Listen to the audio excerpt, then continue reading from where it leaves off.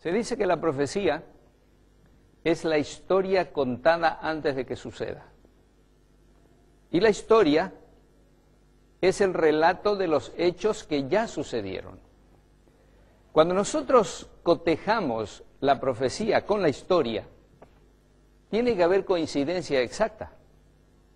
Y cuando nosotros analizamos la palabra de Dios y vamos a la historia, sin duda alguna, vamos a encontrar coincidencia absoluta.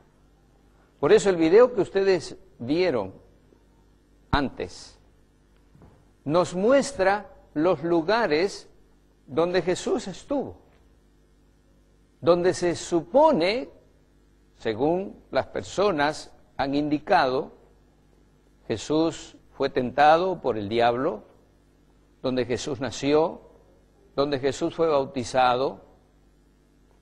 Todas estas cosas que hemos visto y que veremos nos muestran que la historia confirma la profecía.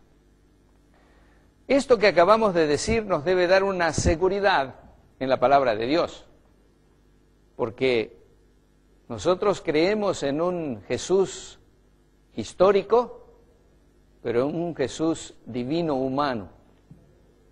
Y tenemos que aprender a confiar en alguien que realmente no está muerto. Entre todas las cosas que hemos visto, no encontramos que la tumba de Jesús haya tenido algo adentro. La tumba de Jesús está vacía. Nosotros creemos en un Dios vivo y Jesús está vivo en el cielo.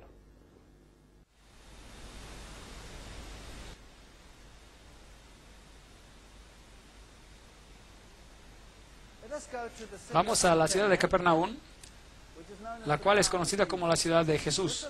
Este aquí es un lugar muy famoso.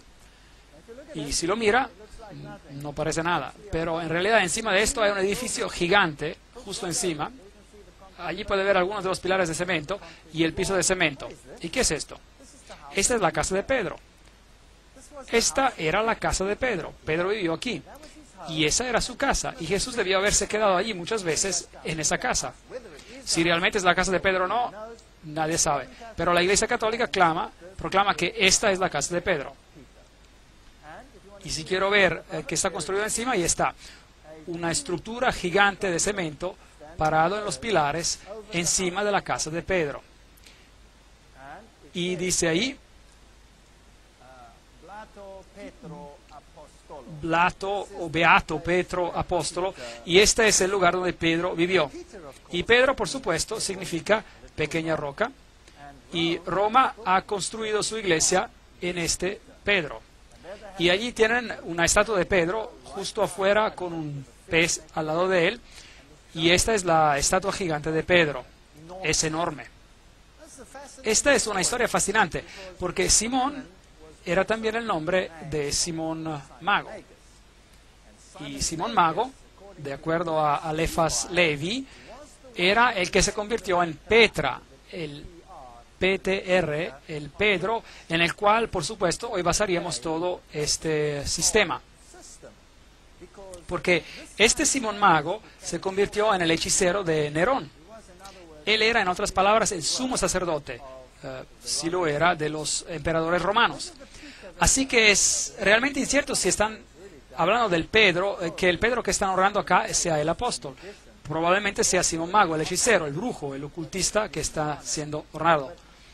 Pero la iglesia construyó este edificio gigante sobre la casa de Pedro. Y a los pies de esta estatua puede ver símbolos de pez y todo eso. Y nos dice que ese es Pedro el apóstol. Y un poquito más allá hay una sinagoga. Entonces aquí hay un edificio gigante hecho de cemento con una estatua gigante de Pedro, y justo cruzando el camino esta sinagoga remanente, probablemente la sinagoga donde Jesús más enseñó. Y hay una pequeña placa oxidada que dice: el primer siglo tardío, la sinagoga blanca, la sinagoga de Jesús. ¿Saben ustedes? Si yo construyera un gran edificio cristiano, no lo construiría donde Jesús pasaba la mayoría de su tiempo, porque construirlo sobre una pequeña casa que es posiblemente la casa de Pedro, si eso no es, no está seguro. Podría ser, porque la descripción de la Biblia dice: cuando salieron de la sinagoga cruzaron a la casa de Pedro. Y esa casa está justo al frente. Es posible. También podría ser la casa al lado, quién sabe. Pero es posible. Ahora, esta es la sinagoga donde Jesús en realidad enseñó. Así, aquí está otro pequeño pueblo, así que Capernaum era un pueblo y el otro era Corazín. Y esto es lo que queda de Corazín, no mucho. Algunas ruinas están aquí. Esas son las ciudades que Jesús maldijo. Y Jesús dijo que si los milagros que se hicieron en ti se hubieran hecho en Sidón, en Sodoma o Gomorra, ellas hubieran aceptado el mensaje. Pero ustedes han tenido amplia oportunidad, dijo Jesús. Jesús caminó por medio de esas ciudades y ni una persona permaneció enferma en esas ciudades, y a pesar no lo aceptaron. Aquí hay un famoso lugar santo. Ese es el lugar de las bienaventuranzas. Y cuando entras ahí es mejor que estés apropiadamente vestido. Esta es la iglesia de las bienaventuranzas, un lugar muy famoso. Y el Papa Juan Pablo II ha estado ahí, por supuesto, 2 veces. Y ese es el conclave. Y ese es el campo. Ese es el campo donde probablemente Jesús predicó su primer sermón. Ese es un sermón muy impresionante. Ese es el más intricado, el sermón más sublime que jamás se haya predicado al ser humano. Y muchas personas citan equivocadamente ese sermón a unos extremos terribles. Las bienaventuranzas, Mateo 5, 3 a 10, Jesús empieza diciendo: bienaventurados los pobres. La palabra por bienaventurados es makarios, el cual significa una bendición celestial, una bendición que solo puede venir de una fuente divina, una bendición enorme. Y la palabra usada para los pobres es ptojos, en griego, que significa pobreza absoluta. Nada más que pobreza absoluta. Ni 2 monedas juntas.